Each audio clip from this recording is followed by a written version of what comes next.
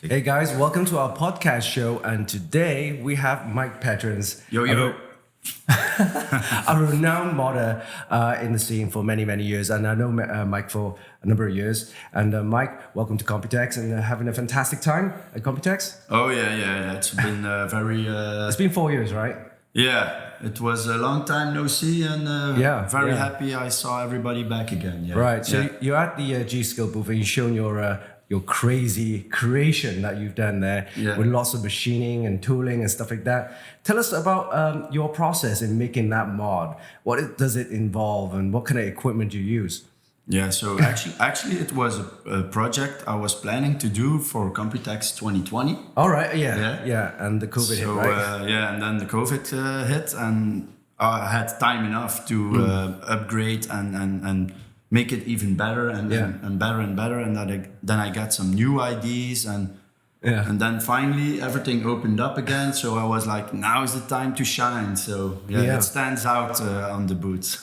You've got some equipment back at home, right? Yeah. Tell us about those equipment. Kind of how do you manage to get hold of this equipment and what you do, or what you use to do with them? So So in a couple of years, you do a lot of projects for big shows, and they pay you some money for it, or you get some hardware sponsor in return, and that kind of makes a little bit of money. And when you save it all up, and you reinvest, in tooling, then you're getting out of the dark woods. You got a laser cutter, right? Yeah, I have a big one. And you need a license for the laser machine, right? Yeah. If you have to laser cut metal, then you have to use special gas, and then you have to use special extractors. Extractors to doesn't hurt the environment with the fumes and everything. Okay. Yeah. And you also have a CNC machine? Yeah. And what does that do? Tell us, the viewers. So for the CNC I use to produce my distro plates. Right. Oh, yeah. Yeah, because these days without the distro plate, you cannot really be on top level anymore. You really need a distro plate. A custom distro plate, not your normal square one, right? You do all weird shapes. Yeah, the crazy ones. Yeah, the unique ones. Yeah. And that's all stored in your little man cave, right? Yeah. Modder's cave. It started in my garage 20 years ago, and now it's a big man crypt. A crypt. Yeah. Or a mud crypt. Stephen, have you got any questions about his little crypt? Well, man crypt. I think that we need to kind of give context for the audience at home, because not everyone knows what the word mod means, first of all. So let's define the terms that we're using here, because otherwise you're going to tune out and you're not going to watch this wonderful podcast that's about to happen here, right? So modding basically, just so that I get this right and we get the definition correct, basically in the context of computer cases, most of them are very boring or they're very safe. So what you do with manufacturers that you work with is that you take their case and you modify it in a sense that it may not even look like the original case. Yeah. You're basically, in a sense, you're taking it and you're racing. You're avoiding the warranty. You're avoiding the warranty. You're pushing limits of design. And you've created something that some people might actually consider art. Yeah, it is right. Art. Yeah. Computer art or hardware art or IT art. Yeah. So modern art.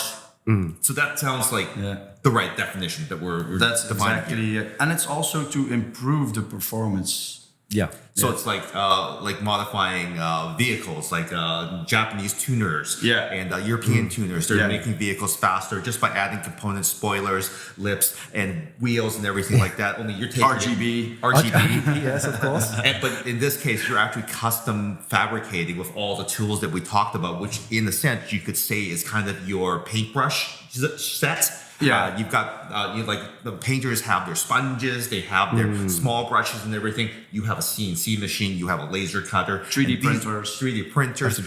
These are your brushes as an artist, right? Yeah. So that's something I think everyone can really relate to, because we all have creative passions. Some of us, suck more or less at them. But, like we've all drawn and we're quite proud of what we do, but you take it to the next level. Right? Yeah. It starts growing. You start by cutting a hole in the case and adding a We've all fan. done that. It starts with a hole. Yeah. Adding a fan. Adding a fan. And then adding a fan grill. Fan grill, and then some LED lights. That's how it all starts. Nice. And then you just get crazier and crazier, and then you have these crazy ideas, and you can buy these cases that your idea is. So then you go to the next level, and then you design your own case and build your own case. You've got kind of a machine that does, let's say, 3D printing, right? But also you have a program that you work on a computer to get the artwork, 3D artwork done. Yeah, first thing you do is I always start with a sketch on paper with pen and paper and something to sketch it out. Yeah. So I don't lose my idea when I have the inspiration. Yeah. And then I start drawing it in Fusion 360. It's a CAD program. It's free for students and all. Nice. Yeah, it's a very good program.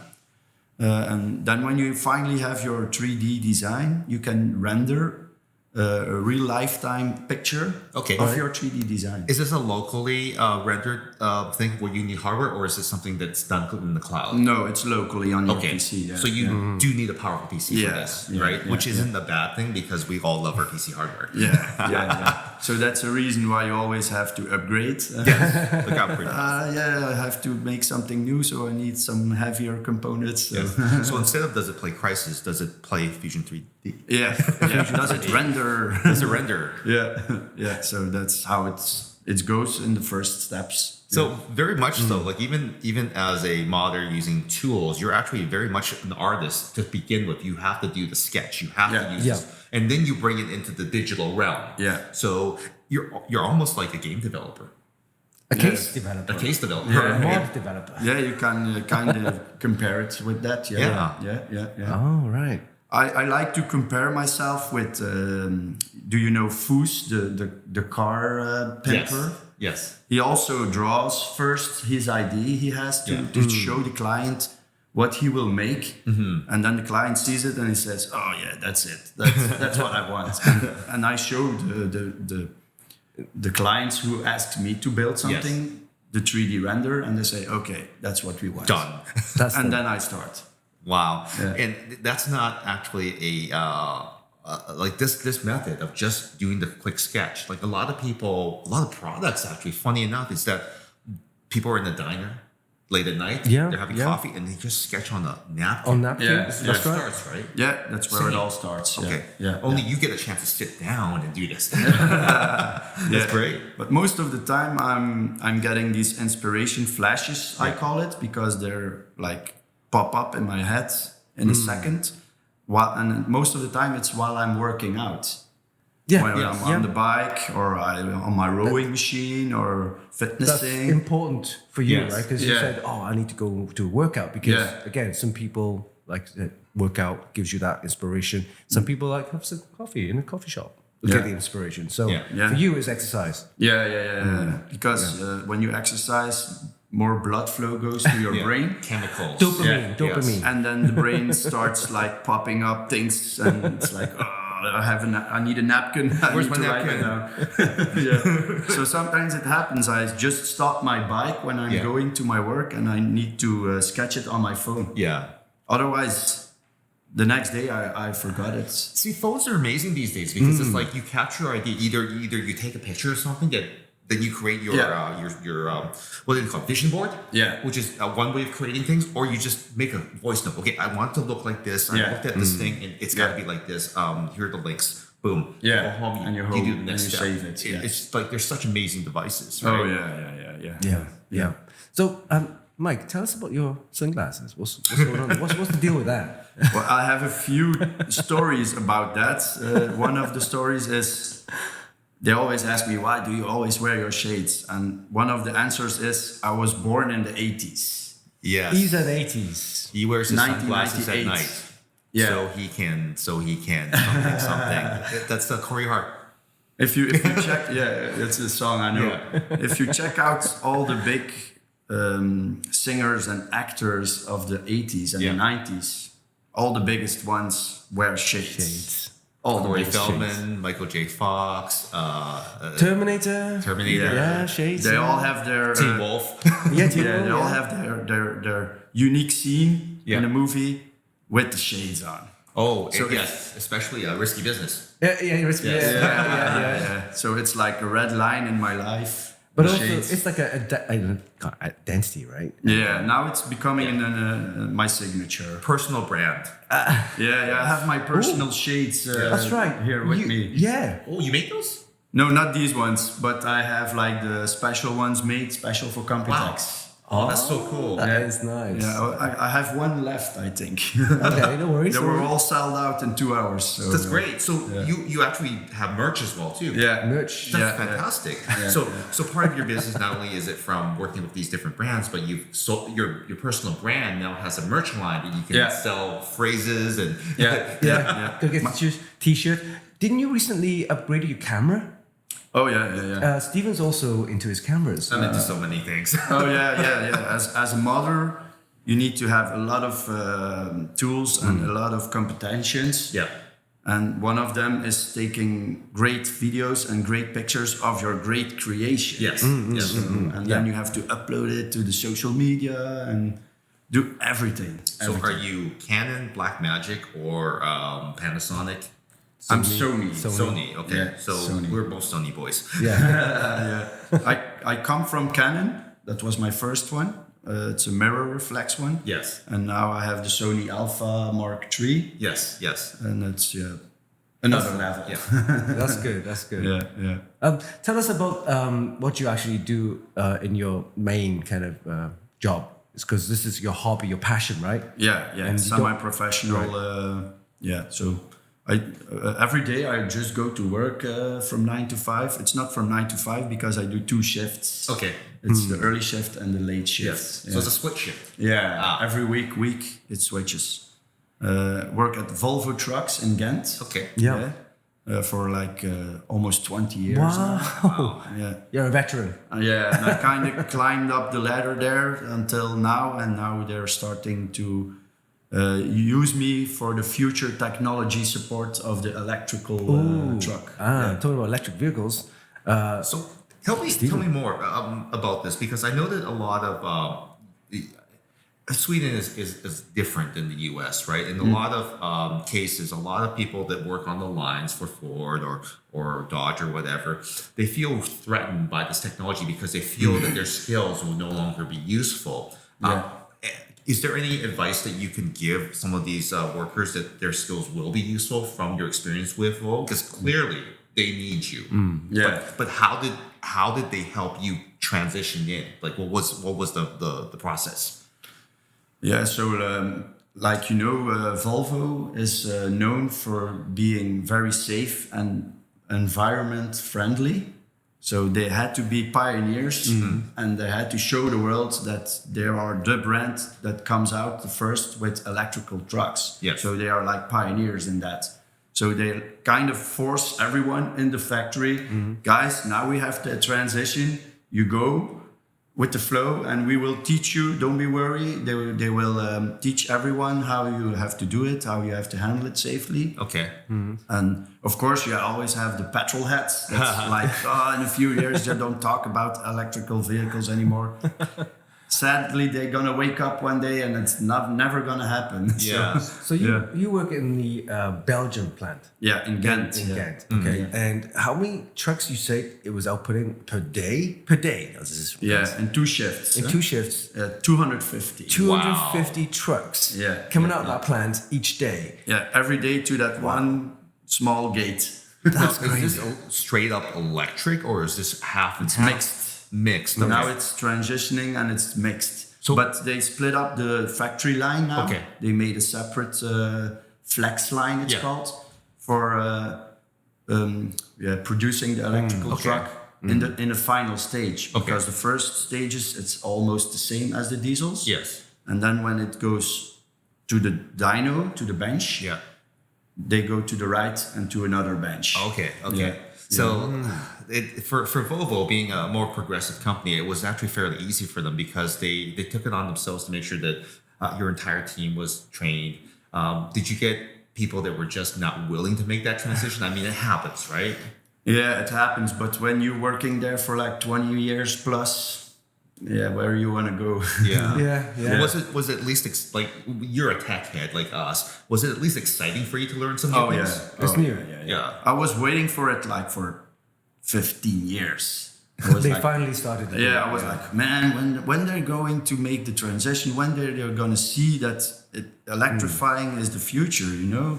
Yeah, it's still in this beginning phase, but you know, when the new technology of the batteries comes out, all the problems will be solved. Just a quick question I wanted to ask. So a normal, for example, a passenger style car, right, electric vehicle versus a truck, are the batteries the same, or the charging devices, the platform, are they totally different? No, it are all the same cells. Same cells, okay. Only much more. More batteries, more batteries. Yeah, and they put them all together in one pack, and then you have 6 packs. Wow. Like a 6-pack.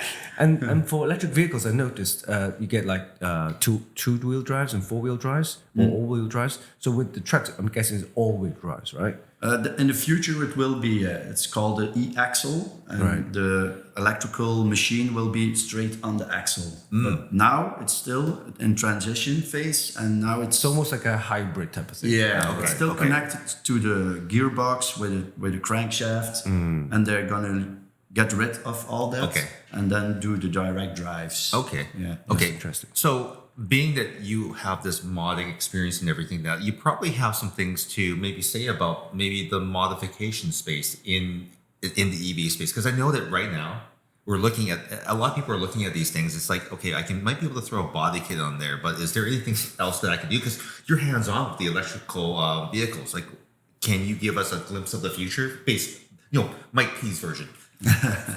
Yeah. Well, I cannot say a lot about the future because I have like this contract signed also, and the how you call it, the Scania and all the other brands are also watching and listening. Okay. But if I can say one thing, when the new technology battery will come out, everybody will be blown away. Okay, that's what I was waiting for, because there's so many people like, no, it's never going to happen. This the technology, it's not even developing. Oh, I bet you anything, the fact that someone said something, it's already been in there, right? It's just too expensive to produce now and in mass production.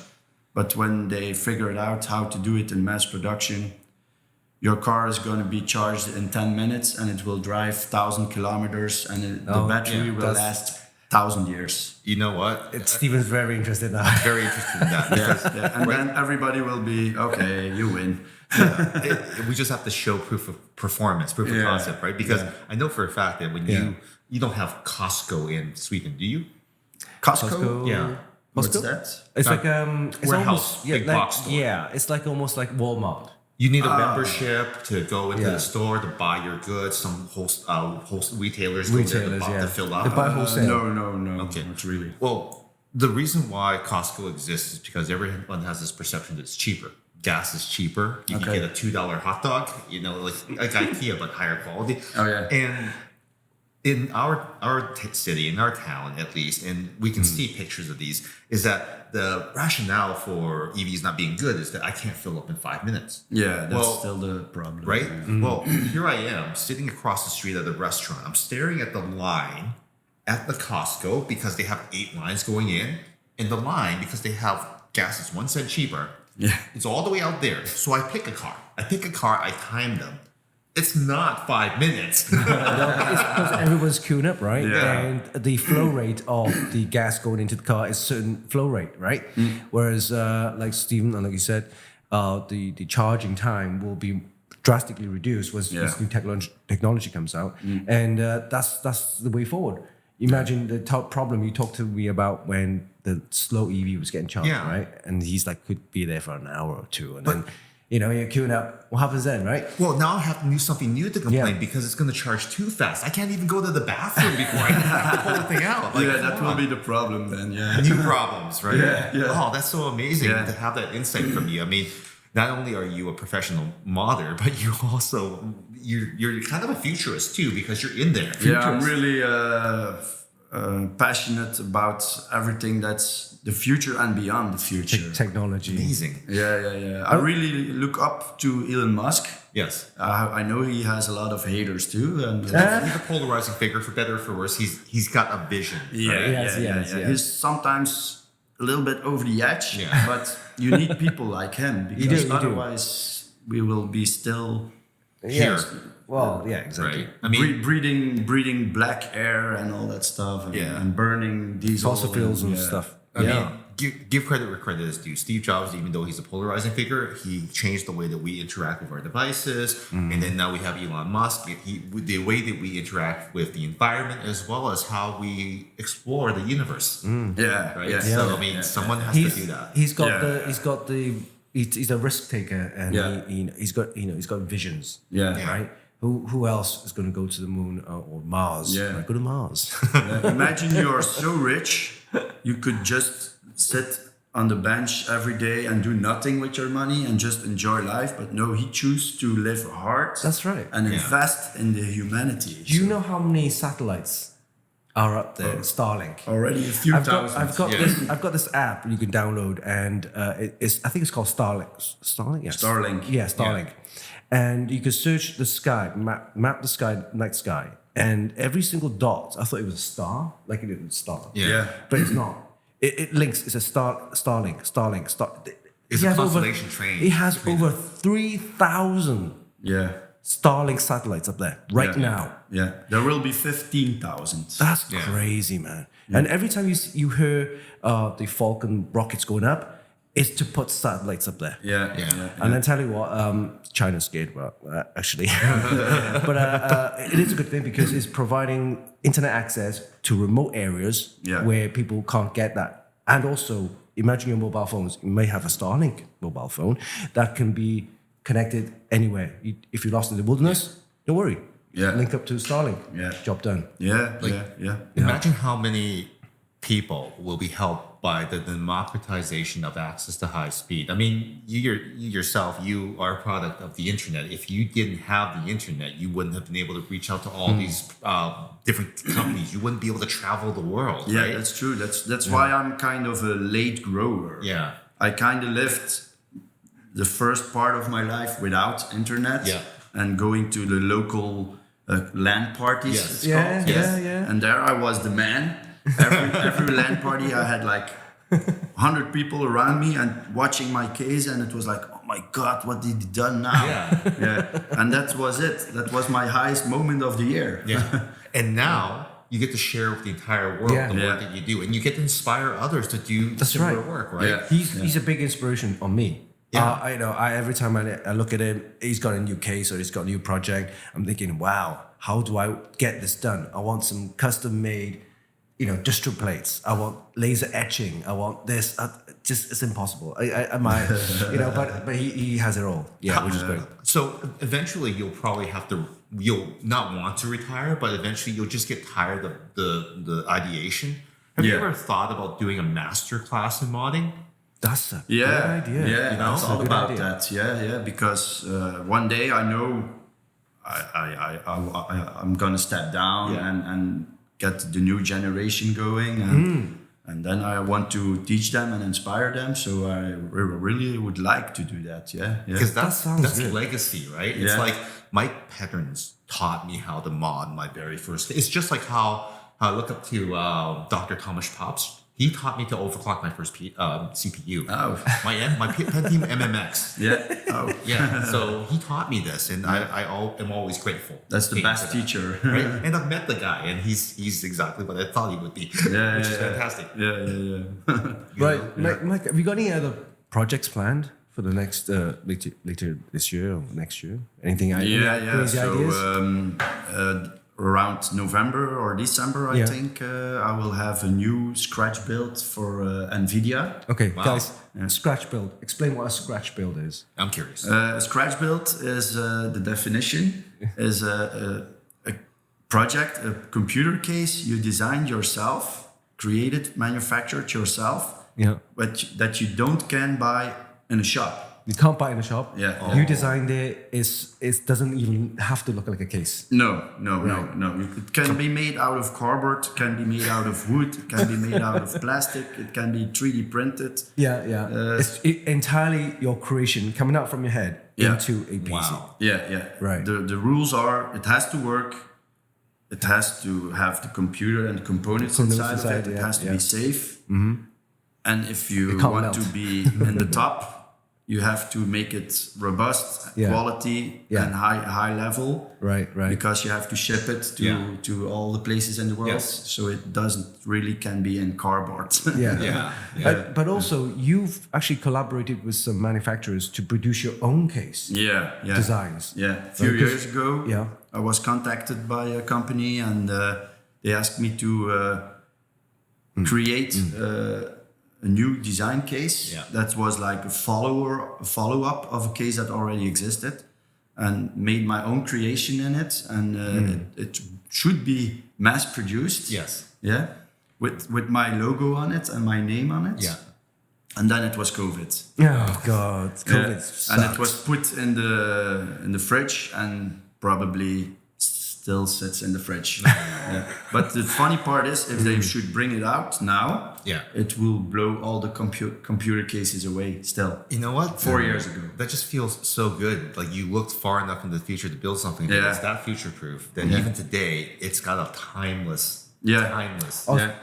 Still, I see computer cases that don't have these features that I put in it. You built something that you wanted. Yourself. Right? Similar to the podcast we had with Rob. Yeah, Rob. He had a vision. He had an idea. He just put it out and basically built something that he wants, his customers want, that would do its job. And you design something like that's very similar, of course. It's in all to do with cooling, all to do with modding and stuff like that. So that's really good. I think the difference part is probably that mine are unique and low quantity, and then when you have to mass produce it, it's another level. That's another ballgame. I think that you nailed it. Is that it took modders, artists like you, to push the industry to create the demand for things that people didn't know that they wanted. Right? And now we see companies that are thinking, hey, what if we thought about this case line as unique? Maybe we just don't build 10 SKUs, we build 1 or 2. And we think about the person, the avatar that this is going to be attached to, because we fall in love with the case. Right? The outside, right? Yes, we curse when we build it if it's not quite right, but we fall in love with the outside. And I think what you've done is in the background, you've really influenced them. I now see that too. I've been doing it for like 20 years, and the past 10 years global scale. And now I see sometimes ideas I put in my creations popping up in mass-produced cases. So that's like, okay, that's my idea, and I don't regret that.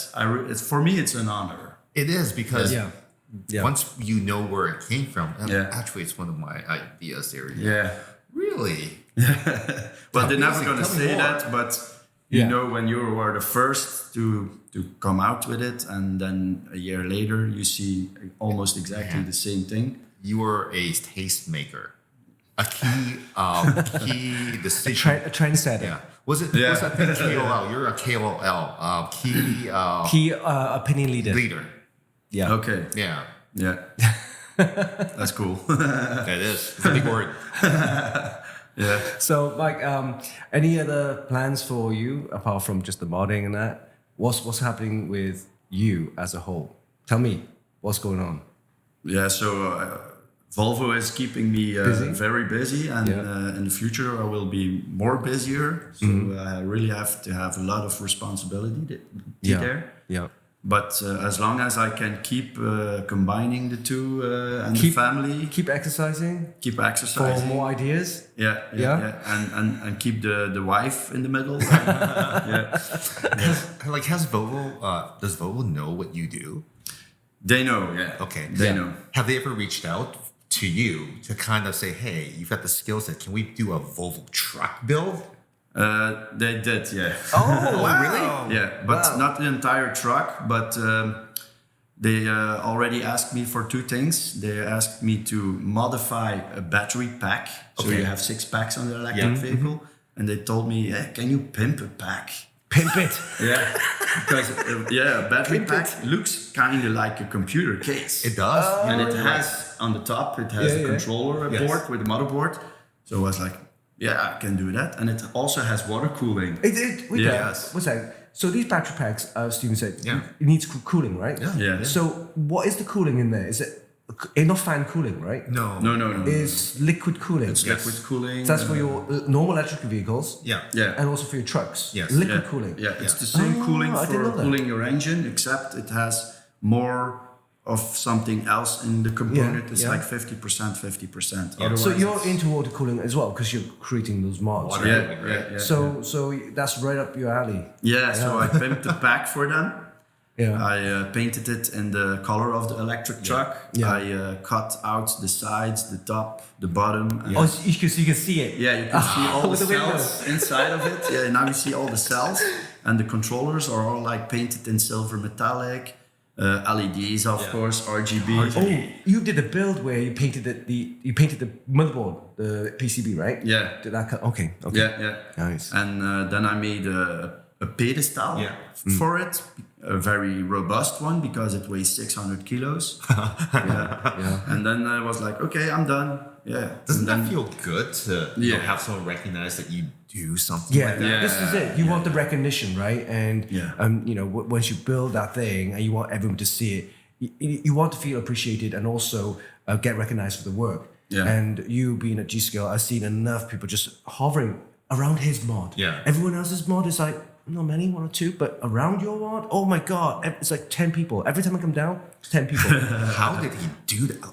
Yeah. But I know, when you use gold and black and make it shiny, Yes. it attracts a lot of people. Oh, yeah. That always works. So, Diamonds and silver and gold. oh my God. Yeah. So I gotta ask now, because you have the skill set, you have the knowledge, you're transitioning your Volvo team over because you're one of the, I guess, key opinion leaders inside that organization as well too. Because you gotta rally the troops. Like, hey, no, this is a good thing. Come on, come with me. Yeah.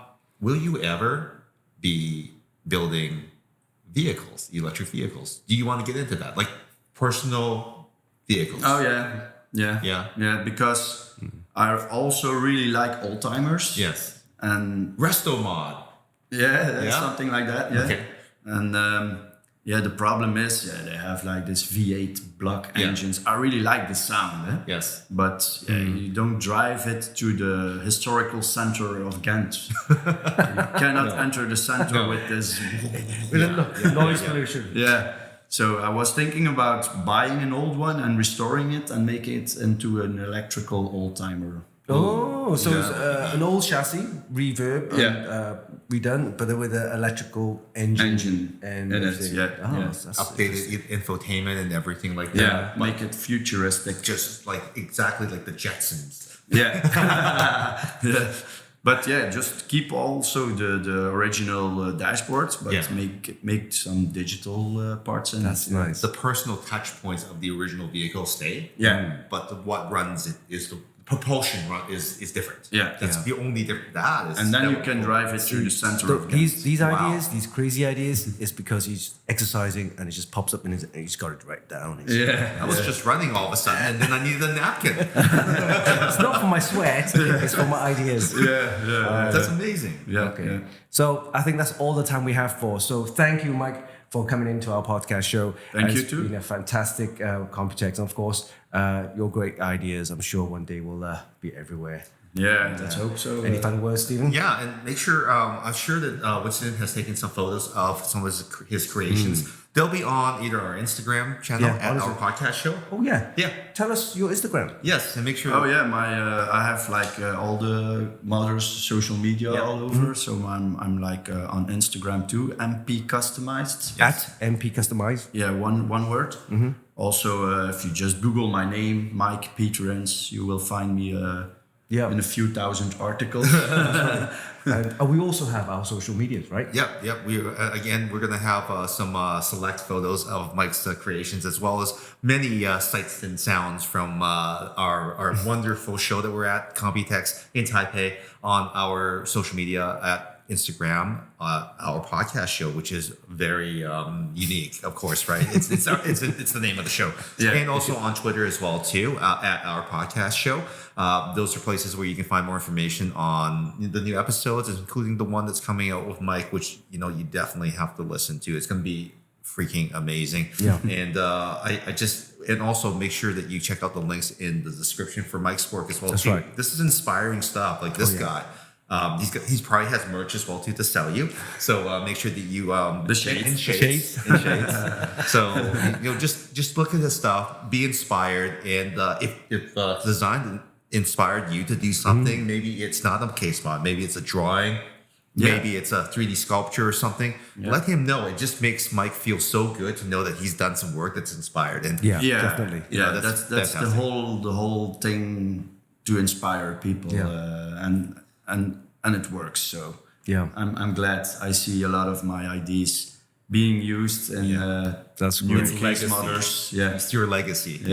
Wow. All right, guys. Right. So until next week, make sure you tune in for our podcast show every Wednesday. Until then, see ya. Bye. Bye.